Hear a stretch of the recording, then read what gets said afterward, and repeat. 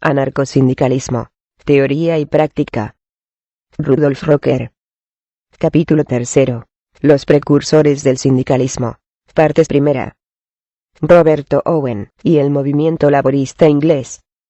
La Gran Trade Unión Nacional consolidada. Guillermo Benbow y la idea de la huelga general. Periodo de reacción. Evolución de las organizaciones obreristas en Francia. La Asociación Internacional de Trabajadores. Nuevo concepto del sindicalismo. La idea de los consejos obreros. Consejos obreros contra dictadura. Bakunin en la organización económica de los trabajadores. Adopción de la política parlamentaria por Marx y Engels, y fin de la Internacional.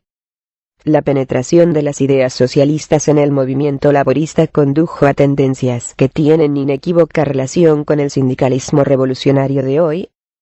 Estas tendencias comenzaron a desenvolverse en Inglaterra, cuna de la gran industria capitalista moderna, y durante algún tiempo influyeron poderosamente en los sectores más avanzados de la clase trabajadora inglesa. Después del repudio de las Combination Acts, el esfuerzo de los obreros se encaminó, principalmente, a dar mayor amplitud a las organizaciones de tipo sindical, o trade unions, pues las enseñanzas prácticas habían demostrado que las organizaciones meramente locales no podían rendir el apoyo deseado en las luchas sostenidas por el pan cotidiano. Todavía estos esfuerzos no se fundaban, al principio, en conceptos sociales muy profundos. Los trabajadores, salvo por lo que hace a la influencia ejercida sobre ellos por el movimiento reformista político de la época, carecían de miras ajenas al mejoramiento inmediato de su situación económica. Hasta comienzos de 1830, no se hicieron patentes en el movimiento laborista inglés las influencias de las ideas socialistas, y la aparición de las mismas se debió, principalmente, a la agitadora propaganda de Roberto Owen y sus prosélitos. Pocos años antes de reunirse el llamado Parlamento Reformista, se fundó la Unión Nacional de las Clases Trabajadoras, cuyos componentes más importantes eran los obreros de las industrias textiles. Aquella unión resumió sus demandas en los siguientes puntos. 1. A cada obrero, el valor íntegro de su trabajo. 2. Protección de los trabajadores contra los patronos, por todos los medios adecuados. Medios que se desprenderán automáticamente de las circunstancias y las condiciones corrientes de la vida. 3. Reforma del Parlamento, y sufragio universal para todos, hombres y mujeres. 4. Cultura de los obreros sobre los problemas económicos. Resalta en estas demandas la influencia del movimiento político reformista que, por entonces, tuvo a todo el país bajo su sugestión, pero, a la vez, se advierten expresiones tomadas de Roberto Owen. El año 1832, se produjo el proyecto de ley de reforma, que desvaneció las ilusiones de la clase trabajadora. Cuando el proyecto pasó a ser ley se vio que, en realidad, la clase media había ganado una gran victoria sobre la aristocracia terrateniente, pero los obreros comprobaron que, una vez más, se les había traicionado y que la burguesía se había valido de ellos para que le sacaran las castañas del fuego. El resultado fue una general desilusión, y la convicción, que se extendió rápidamente, de que la clase trabajadora no podía contar con la alianza de la burguesía. Si antes la lucha de clases había sido una actualidad surgida espontáneamente de los conflictos provocados por el forcejeo de los intereses económicos de las clases ricas y las desposeídas, a partir de aquel momento se convirtió en algo consciente, por parte de los obreros, y ello dio un rumbo determinado a la actuación de estos. El cambio operado en la mentalidad de los trabajadores aparece claramente revelado en numerosas citas que pudieran hacerse de la prensa de aquellos años. Los trabajadores empezaron a comprender que su fuerza positiva radicaba en el hecho de que ellos eran los productores, y cuanto más claramente veían su fracaso político, tanto más arraigaba en ellos la convicción de su importancia como factor de la economía social. En este sentido, robusteció grandemente tal seguridad la propaganda de Roberto Owen, quien ganaba por momentos una recia influencia entre las filas del laborismo organizado.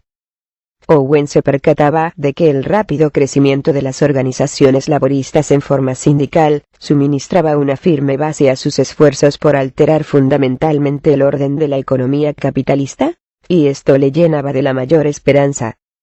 Mostró a los trabajadores que el conflicto entre el capital y el trabajo, tal como estaba planteado, no se resolvería nunca por medio de los combates ordinarios en torno a los jornales, por más que, en realidad, no ocultó la gran importancia de esa lucha a los obreros. Por otra parte, se esforzó en persuadir a los trabajadores de que nada podían esperar de los cuerpos legislativos, y que, por consiguiente, no tenían más remedio que tomar sus asuntos por su cuenta. Estas ideas tuvieron eco en los sectores más avanzados de la clase trabajadora de Inglaterra, manifestándose así, en primer lugar, de manera muy decidida, en el ramo de la construcción. En efecto, la Builders Union, en la que se concentraban un considerable número de sindicatos locales de dicho ramo, fue por entonces una de las organizaciones laboristas más avanzadas y activas, verdadera espina clavada en la carne de las empresas.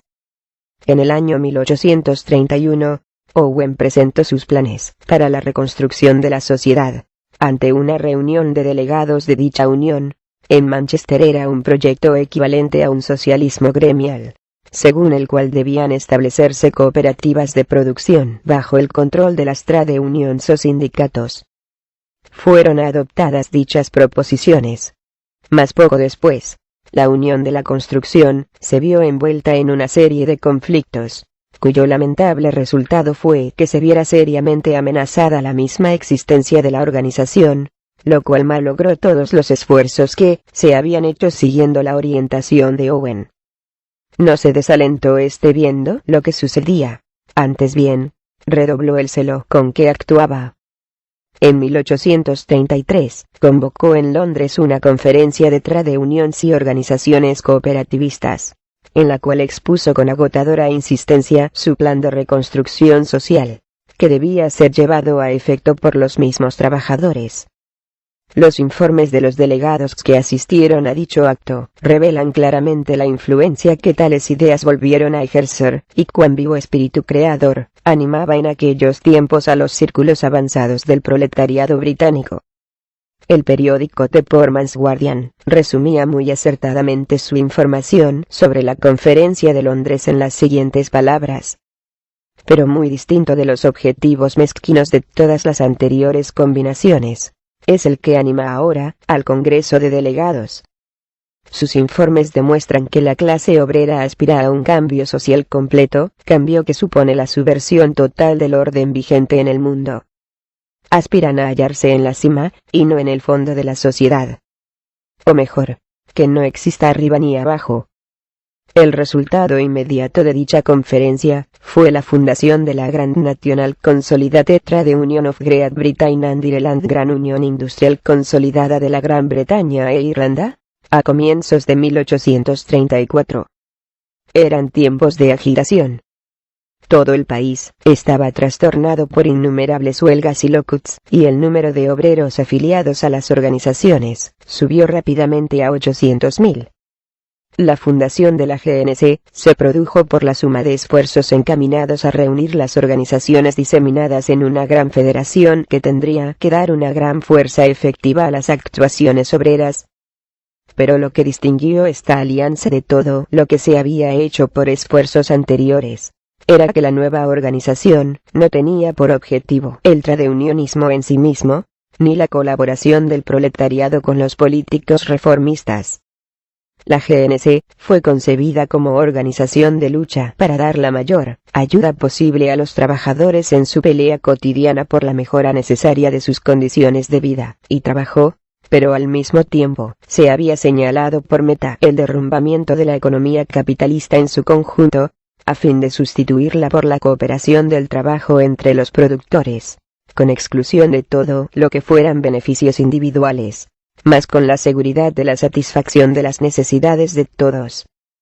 La GNC era la estructura dentro de la cual hallarían expresión tales aspiraciones, y serían convertidas en realidad.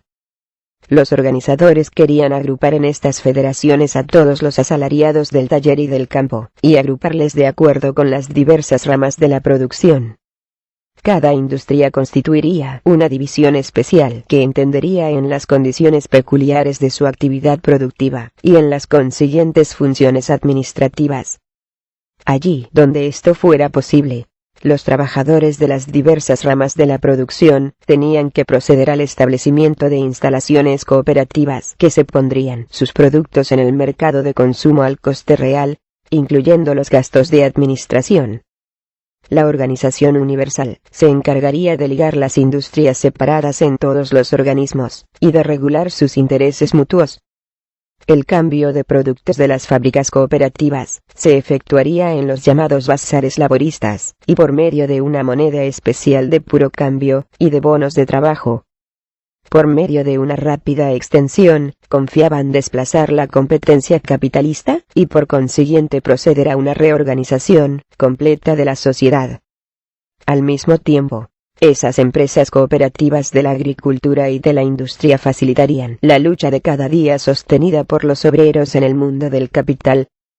Así aparece especialmente en 3 de los 7 puntos en los que la GNC cifraba sus demandas.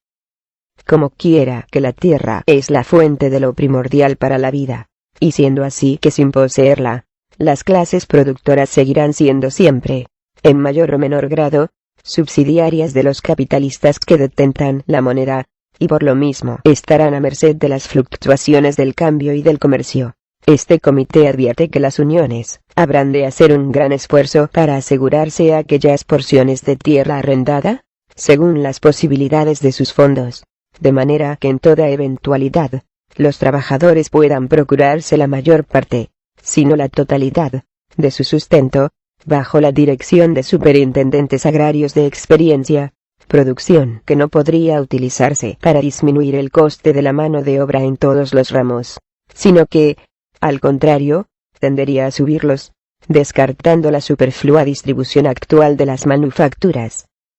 Sin embargo, el comité desea recomendar encarecidamente, en todos los casos de huelgas y de paros que, allí donde sea factible, los hombres se empleen en la manufactura o producción de todas aquellas mercancías que puedan ser demandadas por otros hermanos unionistas, y que para dicho fin todos los locales de la organización deben tener un cuarto de trabajo o taller, donde esas mercancías puedan fabricarse por cuenta de cada local, que establecerá los acuerdos adecuados para proveerse del material necesario. Y, en todos los casos en que sea factible, cada distrito o ramo establecerá 1 o 2 depósitos de provisiones y géneros de uso doméstico. Por este procedimiento, los trabajadores podrán proveerse de las mejores mercancías a precios un poco más caros que al por mayor. La GNC, por consiguiente, fue concebida por sus fundadores como una alianza de sindicatos y cooperativas. Por su participación práctica en los asuntos cooperativos, el obrero se capacitaría para la administración de la industria, y, por tanto, se iría poniendo en condiciones de controlar cada día más amplias zonas de la producción social, hasta que, por fin, toda la economía social sería dirigida por sus mismos productores, y se pondría término a toda explotación. Estas ideas fueron expuestas con sorprendente diafanidad en los mítines de trabajadores y de manera especial en la prensa obrerista. Por ejemplo, hojeando la publicación The Pioneer, órgano de la GNC, administrada por Jaime Morrison, se hallan con frecuencia argumentos que suenan completamente a cosa actual. Así se advierte, sobre todo, en la polémica con los reformistas políticos que habían inscrito en su enseña la reconstitución democrática de la Cámara de Comunes. Se los contestaba que a los trabajadores les tenían completamente sin cuidado los esfuerzos que se hicieran en ese sentido, puesto que la transformación social en forma socialista convertiría el Parlamento en cosa superflua. En su lugar funcionarían los cuadros o consejos obreros, y las federaciones industriales, los cuales no tendrían que preocuparse más que de los problemas de la producción y el consumo en interés de todo el pueblo. Tales organizaciones estaban llamadas a hacer suyas las funciones que desempeñaban a la sazón las empresas privadas. La propiedad en común de toda la riqueza social haría que fuera completamente inútil toda institución política. La riqueza de la nación no estaría determinada nunca más por la cantidad de mercancías producidas, sino por el bien personal que cada ciudadano recibiera naturalmente en el nuevo orden. En lo porvenir, la Cámara de Comunes sería la House of Trades, Cámara de Sindicatos o Cámara de Productores. La GNC tuvo una extraordinaria acogida entre los obreros. En pocos meses, abarcaba a más de 500.000 de miembros. Y aunque al principio sus verdaderos móviles solo eran comprendidos por los elementos intelectualmente más activos de la clase trabajadora, al menos la gran masa reconocía que una organización de tales proporciones pesaría mucho más en favor de sus reivindicaciones que los grupos locales. La agitación en favor de la jornada de 10 horas tuvo un apoyo firme en todos los sectores de la clase trabajadora inglesa, y la GNC reforzó la demanda con toda energía. En este movimiento tomaron parte muy principal el propio Owen y sus íntimos amigos Doherty, Fielden y Grant. No obstante, los militantes de la GNC tenían poca confianza en la legislación, y se dedicaron a inculcar en los obreros la idea de que las 10 horas de jornada laborable solo se alcanzarían por la acción económica conjunta de la totalidad del cuerpo proletario. Los adultos, en las fábricas, tienen que unirse para establecer por sí mismos su proyecto de jornada corta. Tal fue la consigna. La idea de la huelga general contó en aquellos días con la simpatía indivisa de los trabajadores organizados. A comienzos de 1832, Guillermo Benbow, uno de los campeones más activos del movimiento, publicó un folleto titulado Grand National Holiday and Congress of the Productive Classes, Gran Fiesta Nacional y Congreso de las Clases Productoras, que tuvo una enorme circulación, y en el que se trataba por primera vez, y con plena amplitud, la idea de la huelga general, y de su importancia para la clase trabajadora. Benbow decía a los obreros que, si la venta de su potencia de trabajo era la causa de su esclavitud, en tal caso el medio adecuado para libertarse era la negativa a trabajar, un instrumento semejante de guerra social, ahorraba todo empleo de fuerza física, y podía dar resultados incomparablemente mayores que el mejor de los ejércitos. Lo que se necesitaba, simplemente, para provocar el derrocamiento del sistema de la injusticia organizada, era que los trabajadores se percataran de la importancia de tan poderosa arma y aprendiesen a usarla con inteligencia.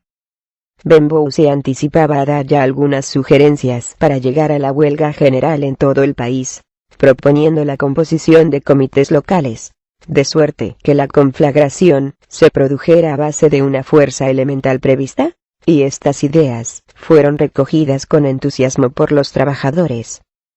El rápido crecimiento de la GNC, y más aún el espíritu que de la misma emanaba, llenó a los patronos de oculto temor y de ciego odio contra la nueva estructura proletaria. Comprendían que les era indispensable tratar de sofocar el movimiento en el acto, sin darle tiempo a que se extendiera más, y a que construyese y afirmase sus grupos locales. Toda la prensa burguesa denunciaba los fines criminales de la GNC y proclamaba unánimemente que arrastraba al país a la catástrofe. Los propietarios de las fábricas de todos los ramos de la industria asediaron al Parlamento con peticiones para que se tomaran con urgencia medidas contra las combinaciones ilegales, y en particular contra la colaboración de los trabajadores de distintas categorías de producción en los conflictos industriales. Muchos patronos plantearon al personal su llamado documento, en el que se colocaba al jornalero en la alternativa de abandonar el sindicato, o quedar la calle por cierre voluntario, o sea lockout. Cierto que el Parlamento no se atrevió a resucitar las Combinations Acts, pero el gobierno alentó a los magistrados para que los tribunales trataran los excesos de los obreros con la mayor severidad, dentro del límite de las leyes vigentes. Y lo hicieron así sin miramiento, valiéndose en muchos casos del hecho de que muchos sindicatos conservaban de los días de su actividad clandestina, antes de ser rechazada la legislación propuesta en las Combinations Acts, la fórmula del juramento, y de otras ceremonias, cosa que consideraban contraria a la letra de la ley. Centenares de trabajadores fueron sentenciados a castigos horrorosos por las causas más triviales. entre las sentencias terroristas que se dictaban, la que recayó sobre 6 trabajadores del campo, en Dorchester, levantó una enconada indignación. Por influencia de la GNC, los campesinos de Tolpuddle, pueblecillo vecino de Dorchester, habían constituido un sindicato y pedían aumento de jornal, de 7 a 8 chelines semanales.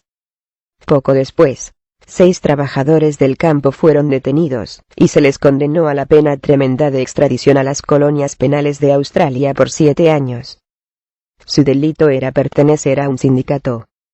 Así fue como la CNG se vio envuelta, desde el principio, en una larga serie de importantes batallas por los salarios, siendo además procesada constantemente, y con encono, de manera que apenas le quedaba tiempo para prestar la atención debida a la educación de las masas.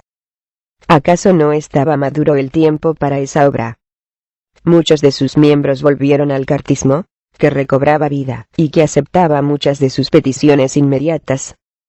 Al mismo tiempo que no abandonaban otros aspectos de la lucha, mantuvieron la propaganda en favor de la huelga general, campaña que culminó, en 1842, en un gran movimiento que paralizó todas las industrias de Lancashire, Yorkshire, Staffordshire, las poterías, Gales, y las zonas carboníferas de Escocia.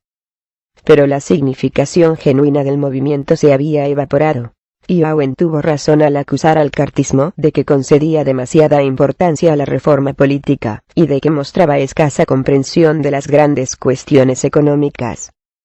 Las desdichadas revoluciones de 1848-1849 en el continente contribuyeron también al descrédito del movimiento cartista, y el movimiento tradeunionista puro volvió a dominar, por varios años, en el campo del movimiento obrerista inglés. También en Francia la alianza del socialismo con el movimiento obrerista condujo a rápidas tentativas proletarias para derribar el orden económico capitalista y preparar el camino a un nuevo desenvolvimiento social. El antagonismo existente entre las clases trabajadoras y la burguesía, que acababa de cobrar dominio, se manifestó asimismo con claridad durante las tormentas de la Gran Revolución. Antes de la Revolución, los trabajadores se habían unido en los llamados compagnonages, cuyo origen puede buscarse en el siglo XV. Eran asociaciones de oficiales y artífices que conservaban ceremonias peculiares desde la Edad Media, cuyos miembros estaban comprometidos a darse mutua asistencia, y que se afanaban en los asuntos que motivaban su agrupamiento, pero que asimismo procedían a plantear huelgas y boicots en defensa de sus intereses económicos perentorios. Con la supresión de los gremios y el desarrollo de la industria moderna, dichas corporaciones perdieron gradualmente su importancia, y dieron paso a nuevas formas de organización proletaria. En virtud de la ley de 21 de agosto de 1790, a todos los ciudadanos se les reconoció el derecho de libre asociación, dentro de lo consentido por las leyes en vigor, y los trabajadores no desaprovecharon esta autorización, y se organizaron en uniones sindicales para salvaguardar sus intereses contra los designios de los patronos.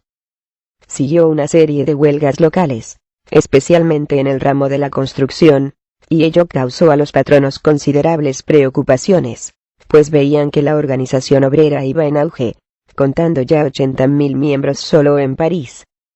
Los patronos elevaron una memoria al gobierno, denunciando las asociaciones obreras, y pidiendo la protección del Estado contra aquella nueva tiranía que pretendían era una intromisión en el derecho de libre contratación entre patrono y empleado.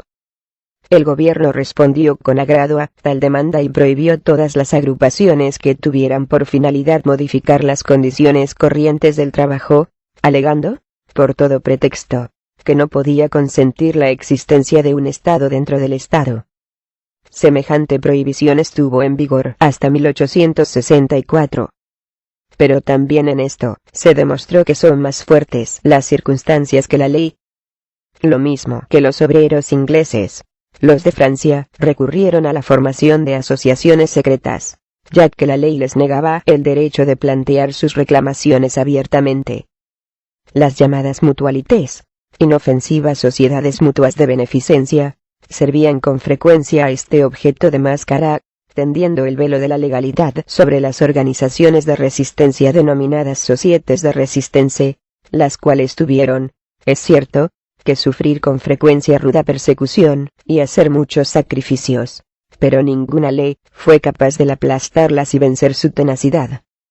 Bajo el reinado de Luis Felipe, se robusteció aún más la legislación contra las agrupaciones obreras, mas ni así se pudo evitar el rápido crecimiento de las sociedades de resistencia, ni el desarrollo de una serie de grandes movimientos huelguísticos, provocados por su actuación subterránea.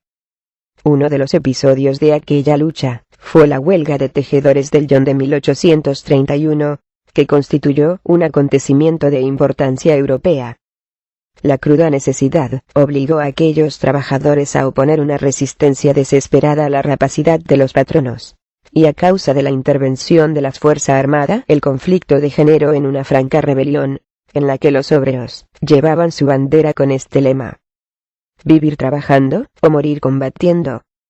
Ya en el año 1830, muchas de aquellas asociaciones obreras se habían puesto al corriente de las ideas socialistas, y después de la Revolución de Febrero de 1848, ese conocimiento sirvió de base al movimiento de las asociaciones de trabajadores franceses, movimiento cooperativo con una tendencia sindical, que trabajaba, con un esfuerzo constructivo, por dar nueva forma a la sociedad.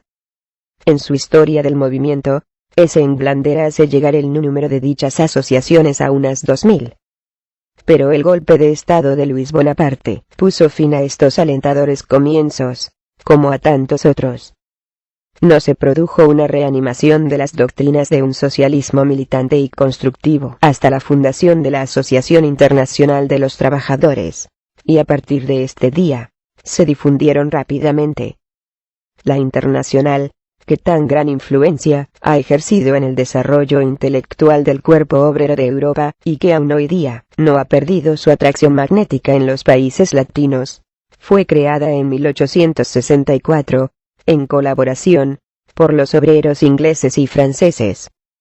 Fue la primera gran tentativa de unir a los trabajadores de todos los países en una alianza internacional, que debía abrir el camino hacia la liberación social y económica de la clase trabajadora.